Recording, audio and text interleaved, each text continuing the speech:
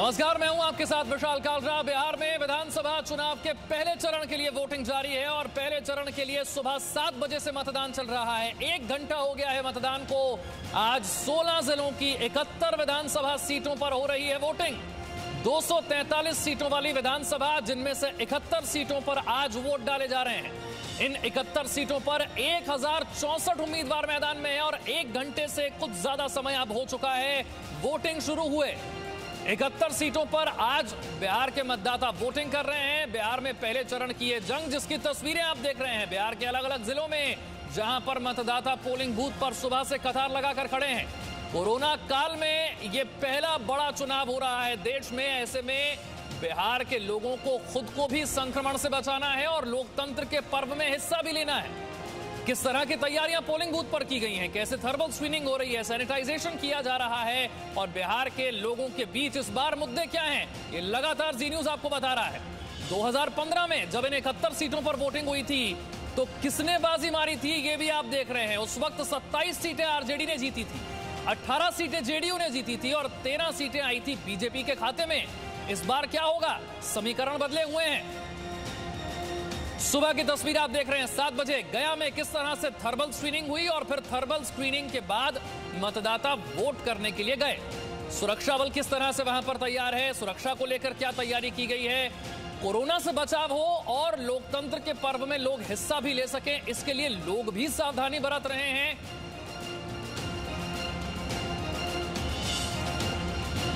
और अब रुक करते हैं पटना का। मेरे सहयोगी पयोधी और शिरीन के पास चलते हैं।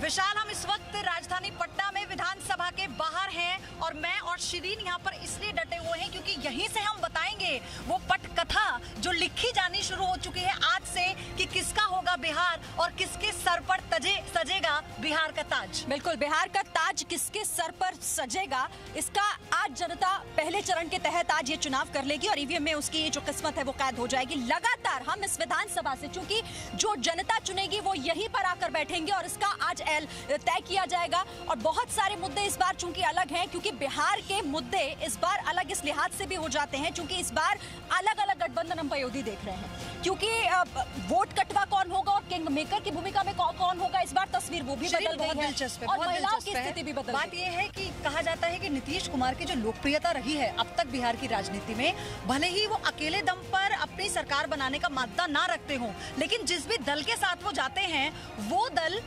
पावरफुल हो जाता है। तो नीतीश कुमार किंग मेकर तो रहे हैं, लेकिन इस बार आपने क्योंकि कहा 2015 में वो हुआ जिसकी कभी किसी ने कल्पना नहीं की थी। लालू के साथ जब नीतीश कुमार आए तो उनके अपने खेमे के वो कद्दावर नेता, वो बाहुबली नेता जो अपना वोट बैंक रखते हैं, जिससे बहुत ज्यादा फायदा हमेशा जेडीयू को मिला, वो नाराज हुए, वो अलग होकर निर्दलीय लड़े। लेकिन अब इस बार यानी 2020 में, क्योंकि पूरा साल चुनौतीपूर्ण रहा है शिरीन, कोरोना काल में कई ऐसे इंतजामात हैं जिन्हें किया गया है। मास्क में वोटर मास्क लगाकर वोट डालने जा रहे हैं। देखिए, इस बार चुनाव अलग है, मुद्दे भी लोगों के अलग है और लोगों के मन में क्या है ये हम जरूर जानना चाहेंगे। और चलिए रुक कर लेते हैं अलग अलग जगहों से, क्योंकि एक एक सीट का देखिए जी न्यूज पर आप एक एक सीट का आंकलन हम लगातार आपको बताएंगे। वोटर्स के मन में क्या है और इस बार स्थिति किस तरह से अलग है कोरोना की वजह से, सब कुछ आप जी न्यूज पर देखेंगे बहुत आसान शब्दों में और पूरे फैक्ट्स के साथ। 2 सहयोगी फिलहाल हमारे साथ जुड़े हुए हैं। आशुतोष मोकामा से हमारे साथ है, रवि त्रिपाठी आरा से मेरे साथ जुड़े हुए हैं।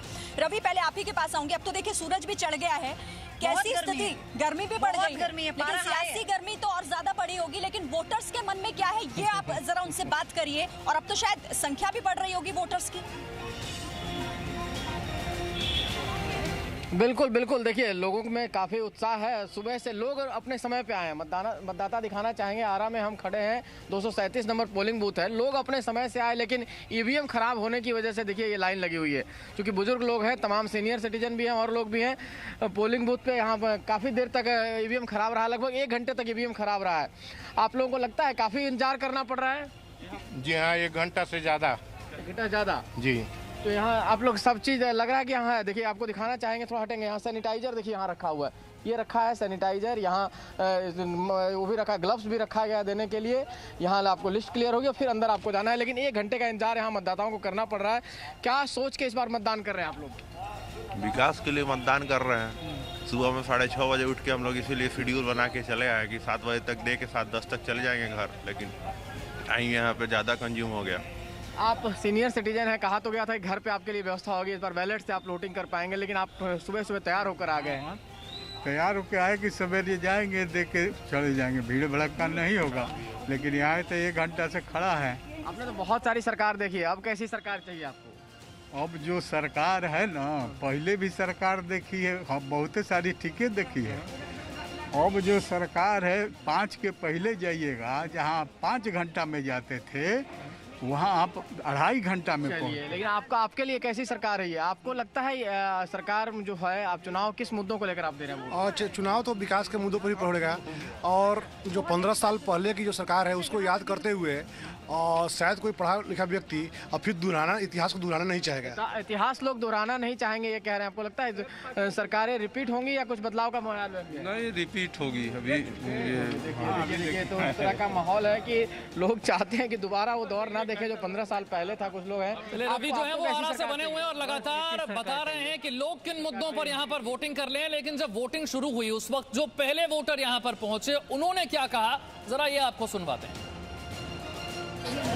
ये पहले ही मतदाता हैं जो मतदान करके इस पोलिंग बूथ से आई हैं, जहां आरा हम खड़े हैं। आपने निशान दिखाया वोट दिखाने, क्या वो सावधानी बरती जा रही है? अंदर आपको सैनिटाइजर दिया गया? हाँ दिया गया, हाँ सब दिया गया। तो आपने पहला वोट किया, एक नारा था कि पहले जलपान फिर मतदान, या पहले मतदान फिर जलपान? पहले तो मतदान ही दिए अब जाके घर में नाश्ता बनेगा? हाँ अब बनेगा अब जाएंगे तो बनेगा। कैसी सरकार के लिए आप लोगों में मतदान, किस तरह की सरकार चाहिए महिलाओं को?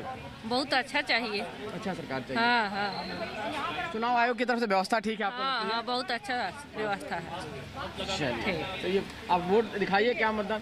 देखिए ये मतदान का निशान है जो इन्होंने किया है। पहले ही मतदाता है, महिला मतदाता जो कि घर से आई है, पहले जलपान नहीं बनाई है घर पे, सबको बोल के भी आए घर के जलपान तभी मिलेगा जब मतदान करके आएंगे। हाँ हाँ पहले बोल के आई। सब लोग आए हैं घर के आपके मतदान करने के लिए? अभी लोग नहीं आए, हम आए अभी। बाकी लोग को जाके भेजना है अभी? हाँ अभी जाके तो भेजेंगे। कहिएगा पहले मतदान फिर जलपान मिलेगा। हाँ ये जरूरी है ना।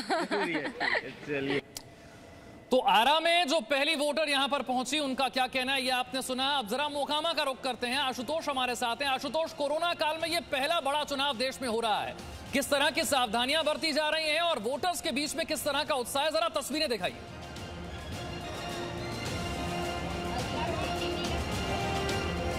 देखिए ज़रूर लोकतंत्र का महापर्व कहा गया है और मुझे ऐसा लग रहा है कि वाकई ये पर्व मनाया जा रहा है। हम तस्वीर आपको दिखाना चाहते हैं, जरा वोटरों की संख्या देखिए। और चूंकि 1 घंटे का वक्त हो चुका है और इतनी बड़ी तादाद में लंबी कतार दिख रही है। सबसे खास बात यह है कि आदर्श मतदान केंद्र है और उसके मुताबिक यहाँ व्यवस्थाएं भी की गई हैं। अगर कोई महिला वोटर आती हैं, उनके साथ कोई बच्चा रहता है, तो हम आपको तस्वीर दिखाना चाहेंगे कि बच्चे को खेलने के लिए यहाँ खिलौने दिए जाएंगे, इसकी व्यवस्था की गई है। बच्चे यहाँ बैठ सकते हैं, इसकी भी व्यवस्था की गई है, उन्हें कोई परेशानी ना हो, इसके लिए वॉलेंटियर्स लगाए गए हैं। और सबसे खास बात मैं बता दूं, आपने पूछा था कि कोविड काल में चूंकि ये महापर्व हो रहा है तो ऐसे में क्या चुनौतियां हैं और कैसे इन चुनौतियों से निपटना है, वो भी हम तस्वीर आपको दिखा रहे हैं। आप यहाँ पर देखिए कि सैनिटाइजर हाथ में ली हुई यहाँ पर वॉलंटियर खड़ी हैं। जैसे ही कोई यहाँ पर वोटर पहुँचेगा उसे सैनिटाइजर दिया जाएगा। साथ ही साथ तमाम इंफॉर्मेशन यहाँ पर दिए गए हैं कि अभी किन चीज़ों की ज़रूरत है, किन चीज़ों का ख्याल रखना है। तो ये एक बहुत ही अहम हिस्सा हो जाता है, क्योंकि वोटिंग में सबको अपनी सेहत का ख्याल भी रखना है और मतदान भी करना है। लेकिन जिस तरह से यहाँ पर वोटरों की संख्या दिख रही है वो काफ़ी बेहतर संदेश, काफ़ी बेहतर मैसेज जाता है सुबह सुबह। ये बताइए कि सुबह सुबह आप लोग वोट करने चले आए, घर का सारा काम खत्म हो गया? घर का सारा काम खत्म नहीं हुआ है, लेकिन पहले वोट देना है, उसके बाद घर का सारा काम खत्म होगा। अच्छा, तो वोट क्या लगता है किस आधार पर वोट पड़ना चाहिए? वोट जो है हमारा मतलब जो भी है वो कुछ अच्छा हो, विकास के नाम। बिहार के विकास पर वोटिंग कर रहे हैं, यहाँ पर मतदाता क्या चाहते हैं, उनके लिए मुद्दे क्या हैं, ये लगातार दिन भर हम आपको बताते रहेंगे। और बिहार चुनाव की कवरेज को आगे बढ़ाने के लिए एक बार फिर से चलते हैं पयोधी और शीरीन के पास।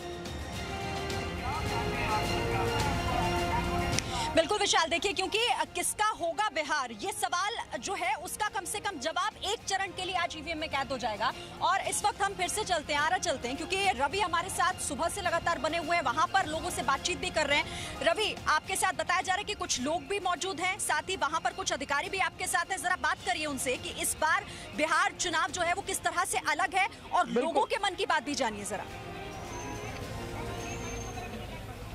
बिल्कुल बिल्कुल, देखिए हमारे साथ आरा के डीएम रोशन कुशवाहा साहब मौजूद हैं, चूंकि ये तैयारी का जायजा भी ले रहे होंगे और देख भी रहे होंगे कहाँ कहीं दिक्कत है। सर, आरा जिले की बात करें, 7 विधानसभा सीट है, क्या तैयारी आप लोगों की तरफ से की गई और कोई दिक्कत होती है तो उसके लिए क्या अरेंजमेंट किया गया है?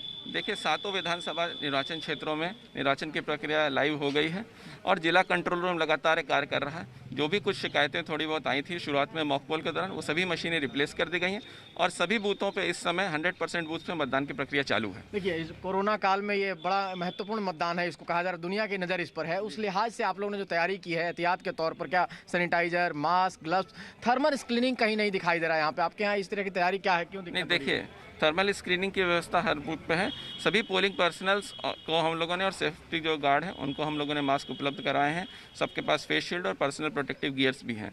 इसके अलावा जो हम लोग के जो भी मतदाता आएंगे उनको सैनिटाइजर की व्यवस्था है और ग्लव्स उपलब्ध कराए जाएंगे। साथ ही मतदान के बाद वो लोग उस ग्लव्स को बायोडिग्रेडेबल जो वेस्ट है हम लोग उसमें डाल के जाएंगे। ग्रामीण इलाका, चूँकि शहरी इलाके में हम लोग हैं, ग्रामीण इलाके में कई जगह भी यहाँ भी थे तो पोलिंग बूथ पर ईवीएम खराब होने की खबर आई, तो कहीं ईवीएम खराब हो रहा तो उसका अल्टरनेट अरेंजमेंट क्या है, क्योंकि 1 घंटे लग जाते हैं? देखिए, सभी सेक्टर पदाधिकारियों के पास रिजर्व ईवीएम रखी गई है और मॉक पोल के दौरान कुछ जगह पे करीब 8 से 10 जगहों पे इस तरह की समस्याएं आई थी। सभी जगह ससमय उसको कर दिया गया और आज अभी के समय में सब जगह मतदान की प्रक्रिया शांतिपूर्ण चल रही है। सुरक्षा के लिहाज से बात करें, चूंकि आरा में कई जगह नक्सल इलाका भी पहले माना जाता है, कई जगह टकराव की स्थिति भी होती है, कई लोग दबंग कैंडिडेट भी हैं, तो उस लिहाज से क्या तैयारी की गई आपके यहाँ? देखिए, सभी बूथ्स पे सीएपीएफ डिप्लॉयड है, 100% बूथ्स पे सीएपीएफ है।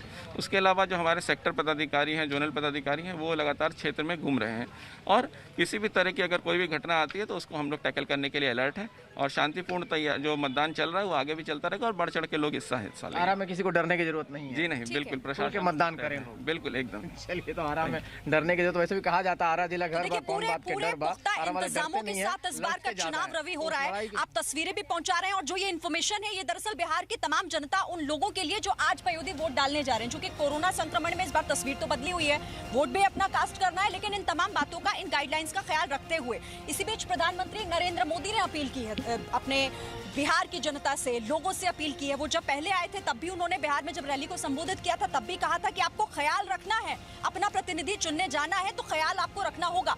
एक बार वो ट्वीट हम आपको दिखाते हैं, क्योंकि उन्होंने बिहार की जनता से कहा है कि कोरोना संक्रमण काल है, ऐसे में उन तमाम बातों का ख्याल रखते हुए घरों से निकलना है। और हाँ, क्योंकि लोकतंत्र का महापर्व इसे कहा जाता है, आपके पास आज अधिकार होता है कि कौन सा आपका क्षेत्र आखिर किसके पास जाए, कौन आपके क्षेत्र का जो है वो प्रतिनिधि होगा। और पयोदी, ये बहुत महत्वपूर्ण प्रधानमंत्री की तरफ से भी कहा जा रहा है और जी न्यूज़ भी ये दर्शकों से अपील कर रहा है कि आज अगर आप घर से बाहर निकल रहे हैं तो इन तमाम बातों का ख्याल रखते हुए ख्याल भी रखना है। दूसरी बात ये, यहाँ पर जो मैं आई तो मैंने देखा शिरीन कि लोग पालन नहीं कर रहे हैं 2 गज की दूरी का, बिल्कुल पालन नहीं करते हैं लोग, मास्क नहीं पहन रहे हैं। बल्कि मैंने यहाँ पर देखा कि जब हम लोग पब्लिक शो कर रहे थे तो अधिकारी और प्रवक्ता आ रहे थे, वो भी बिना मास्क के आ रहे थे, तो मुझे बोलना पड़ा कि आप लोग मास्क पहनिए। तो ये थोड़ा सा मुझे लग रहा है यहाँ पर कि इस तरह सख्ती नहीं की गई है और कोरोना संक्रमण जो फैल रहा है, लोगों के मन में ये था कि कोरोना तो जा रहा है, वो इस बात को लेके अवेयर ही नहीं है, वो ये कहते हैं कि कोरोना तो जी है ही नहीं। तो ये थोड़ा ध्यान रखना होगा कि जी न्यूज़ के माध्यम से मैं और शिरीन आपसे अपील कर रहे हैं,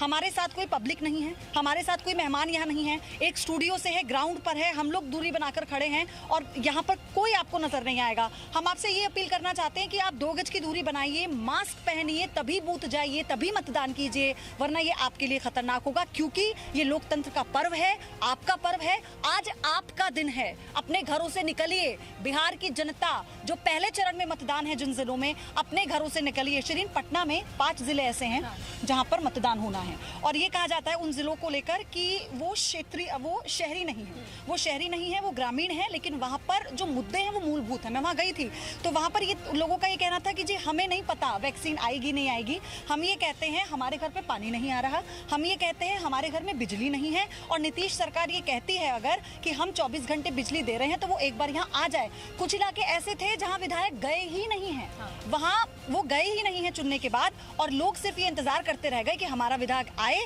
तो हम उनसे बात करें। इसलिए हम कह रहे हैं कि नीतीश की इस बार मुश्किलें कम नहीं है। अच्छा, नीतीश का क्योंकि आप जिक्र कर रही हैं तो कहीं आप महिलाओं के बीच में भी गई होंगी, आपने बात उनसे भी कही होंगी, क्योंकि बिहार के लिए कहा जाता है कि महिलाओं से अगर पूछा जाए कि बिहार में कौन, तो उनकी जबान पर नाम होता है नीतीश। एक्चुअली शिरीन, मैं भी यही सोचती थी जब मैं यहाँ आ रही थी, क्योंकि हम जब रिपोर्ट पढ़ते हैं या बात करते हैं तो ऐसा होता है। मैंने यहाँ पर कई लोगों से बात की, मैंने यहाँ के वरिष्ठ पत्रकारों से भी बात की, उनका ये कहना था, यहाँ पर ये आकलन था कि ये शायद एक मिथ है अब आने वाले समय में, क्योंकि साल 2010 का जो चुनाव था उसमें लगभग 39.8% वोट पड़ा, जो एनडीए को गया, मतलब नीतीश को जो मिला, उसमें से 38% जो प्रतिशत था वो महिलाओं का था, यानी वो औसत है, यानी वो उसका औसत है जितना मत पड़ा। 2015 की अगर मैं बात करूं तो उस वक्त भी यही था, 40%। बिहार चुनाव की हर तस्वीर लगातार हम आप तक यूं ही पहुंचाते रहेंगे। पयोधी और शिरीन आप तक बिहार चुनाव की कवरेज की हर तस्वीर पहुंचाएंगी। Presenting B News app available on Google Play and App Store. Download it now.